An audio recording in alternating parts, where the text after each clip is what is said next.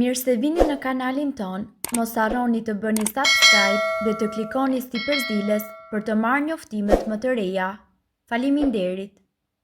Rozmarin dhe uthull molle, receta që po i çmend të gjithë, provojeni dhe do befasoni. Ajo është një nga erëzat më të preferuara të anvisave shqiptare. Qytetërimet e lashta e konsideronin rozmarinën një barishte të shenjtë. Në mesjet, rozmarina besohet të kishte aftësi të mëdha në forcimin e dashurisë mes një mashkulli dhe një femre, ndaj ajo përdoret gjerësisht në përdasma dhe në ceremoni. Ajo përdoret për të përmirësuar kujtesën dhe është e pasur me lëndë ushqyese tepër të dobishme për organizmin. Përdorimet e rozmarinës për shëndetin janë vërtet të panumërta. Në këtë video ju do të mësoni se si të kombinoni rozmarinën me uthullën e mollës për t'u dhënë flokëve tuaj shëndet, shkëlqim dhe dendësi. Kura me rozmarinë dhe uthull molle për shëndetin e flokut. Rozmarina përmban shumë vajra esencial të cilët e ushqejnë flokun nga rrënja deri tek majat. Këto vajra esencial gjithashtu ndihmojnë në rritjen e flokut dhe rrisin qarkullimin e gjakut në rrënjë dhe eliminojnë zbokthin.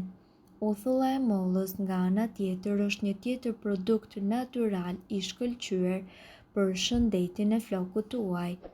Ajo përmirëson shkëlqimin natyral dhe u jep flokëve një paraqitje tepër të shëndetshme, sepse ka një efekt pastrues nga mbetjet e ndryshme të cilat akumulohen në rrënjë. Kjo kur në fjalë është shumë e thjeshtë. Mjafton që ju të vendosni disa degë të rozmarinës në një kavanoz qelçi dhe ta mbushni me uthull molle. Lëreni të qëndrojnë së bashku për rreth 2 javë dhe tundeni kavanozin çdo ditë për të mundësuar përzierjen më të mirë të këtyre përbërësve. Në fund të periudhës 2 javore kullojeni lëngun dhe uthullën e aromatizuar përdoreni për shpëlarjen e flokut. Për shpëlarjen e flokut, uthulla me rozmarin duhet tretur në ujë. Në një gotë ujë duhet që të hidhni 4 lugë gjelle nga uthulla me rozmarin dhe pjesën tjetër të gotës ju duhet që ta mbushni me ujë. Këtë sasi ju mundet që ta hidhni edhe në një shishe spërkatëse ose ta hidhni direkt në flok pasi t'i keni larë ato.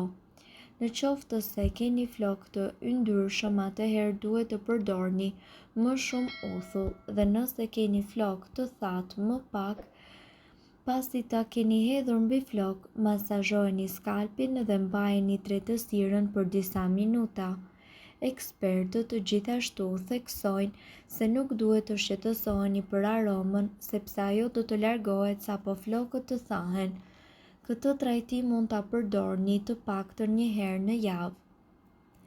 Gjithashtu, ndërkura dhe trajtimet e pafundme në krye të listës qëndrojnë gjithmonë ato me bazë bimore dhe natyrale. Të trajtosh flokët e dëmtuar apo t'i mbash ata të shëndetshëm janë 2 procese njëjtë të vështira. Kushdo i cili ka flok të gjatë apo delikat e dallon fare mirë këtë. Ndërkura dhe trajtimet e pafundme në krye të listës qëndrojnë gjithmonë ato me bazë bimore dhe natyrale. Një ndër tone do t'ju sugjerojmë edhe sot për të patur flok të shëndetshëm dhe një kohësisht të fortë. Me siguri për rozmarinën dhe për shijen e saj negative keni dëgjuar pafund, por këtë herë ne do ju këshillojmë që ta përdorni për flokët. Kjo erëzë është një trajtim natyral i mrekullueshëm për sa i përket flokëve të dëmtuar dhe delikat. Për ta përdorur tek flokët tuaj, këtu ju do të mësoni të gjithë përgatitjen e saj. Përse duhet ta përdorni? Së pari, rozmarina do t'i dhurojë flokëve një aromë të mrekullueshme dhe do ta bëjë ngjyrën e tyre më të thellë dhe më të fortë. Gjithsesi, efektet më të rëndësishme kjo erëz i ka tek shëndeti i flokëve dhe tek skalpi i kokës. Nëse vuani nga problemet e zbokthit me lëkurën e kokës, rozmarina do t'ju jap ju zgjidhjen më të shpejtë. Kjo pasi stimulon rritjen e flokëve dhe gjithashtu forcon në rrënjët dhe ju çliron ju nga stresi. Si ta përgatisni? Ne këtu ju këshillojmë këto mënyra të thjeshta që gjithë secili mundet t'i përgatisë në shtëpi. Vaj i rozmarinës.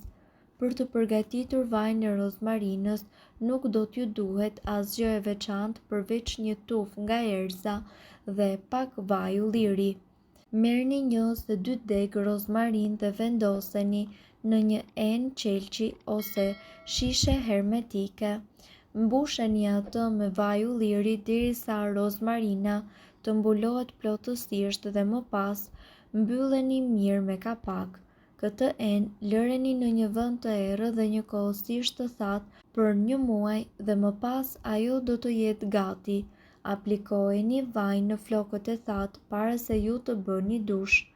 Bëjeni këtë gjë që nga rrënja e flokëve dhe deri tek majat dhe mbajeni për 1 orë në mënyrë që rozmarina të veprojë sa më shpejt. Uji i rozmarinës. Sipas ekspertëve, një tjetër mënyrë e lehtë dhe shumë natyrale e përdorimit të rozmarinës është nëpërmjet zgjerrjes së saj në ujë. Për të përfituar shumë lehtë flokë të butë dhe të shkrifët, ndiqni këto këshilla. Mbushni një tenxhere me ujë, vendoseni në zjarr të zi dhe shtoni brenda disa degë rozmarinë. Kur uji të ketë zirë plotësisht dhe rozmarina të ketë lëshuar të gjithë ekstraktin e saj, fikni zjarrin dhe lëreni të ftohet pak. Më pas, kullojeni ujin me kujdes dhe me të mund të shpëlani kokën menjëherë pas dushit. Tonik me rozmarinë. Për këtë trajtim do t'ju duhet një përzierje e gjithë asaj çfarë mësuat. Në një shishe ju duhet që të hidhni gjysmë litri ujë të nxehtë, 5 lugë gjelle ujë rozmarinë si ai që shpjeguam dhe 10 pika vaj rozmarine. Lëreni ujin që të ftohet dhe më pas aplikojeni këtë tonik tek rrënjët e flokëve si një trajtim kundër zbokthit dhe problemeve me skalpin. Gjithashtu, këtu ne do t'ju tregojmë se si të përdorni rozmarinën për flokët. Vaji i rozmarinës është një zbutës mjaft i mirë i flokëve. Mund të shtohet në balsamin tuaj të flokëve për forcë dhe ushqim shtesë. Mund të shtohet edhe në locione ose kremra për ta bërë lëkurën tuaj më të shëndetshme dhe më të butë. Përdoreni si vaj për flokët.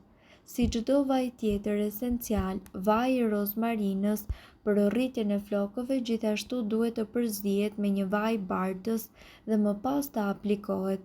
Ju mund të përdorni ndonjë nga vajrat e zakonshëm bardhës si vaj kokosi apo edhe vaj jojoba. Përdoreni si shampo. Mund të përzihni rreth 5 pika vaj rozmarine për një shampo. Më tej, ju mund të përdorni dhe vaj rozmarine si bazë gjatë krijimit të shampos tuaj të bërë në shtëpi. Kur përdoret në kombinim me vajra të tjerë mbajtës për masazhimin e flokëve, vaji i rozmarinës përmirëson qarkullimin e gjakut dhe nxit rritjen e flokëve. Ushqen lëkurën e kokës. A e dini se vaji i rozmarinës ka një vlerë tepër të lartë ushqyese? Dihet se ushqen folikulat e flokëve duke i dhënë kështu një shkëlqim të shkëlqyeshëm lëkurës tuaj. Vetit kundër mykut. Inflamacioni mundet gjithashtu që të ndikojë negativisht nga flokët tuaj pasi alergjentët dhe ndotësit mund të grumbullojnë në lëkurën e kokës dhe të pengojnë rritjen e tij. Përdorimi i vajit të rozmarinës për flokët është i shkëlqyeshëm. Mirëpo duhet të dini, informacionet në këtë video kanë për qëllim të plotësojnë dhe të mos zëvendësojnë këshillat e mjekut tuaj dhe nuk kanë për qëllim të mbulojnë të gjitha përdorimet e mundshme, masat paraprake, ndërveprimet ose efektet negative. Informacionet në këtë video mund të mos i përshtaten rrethanave tuaja shëndetësore, prandaj para përdorimit konsultohuni me mjekun tuaj. Nëse doni të dëgjoni video tona që ne postojmë çdo ditë, kliko subscribe. Ju ftojmë gjithashtu të bëni like në video tona nëse i keni dëgjuar dhe pëlqyer ato. Faleminderit që e pat videon ton. Shpërndajini këtë video në profilin tuaj në mënyrë që të informohen edhe shokët tuaj. Faleminderit.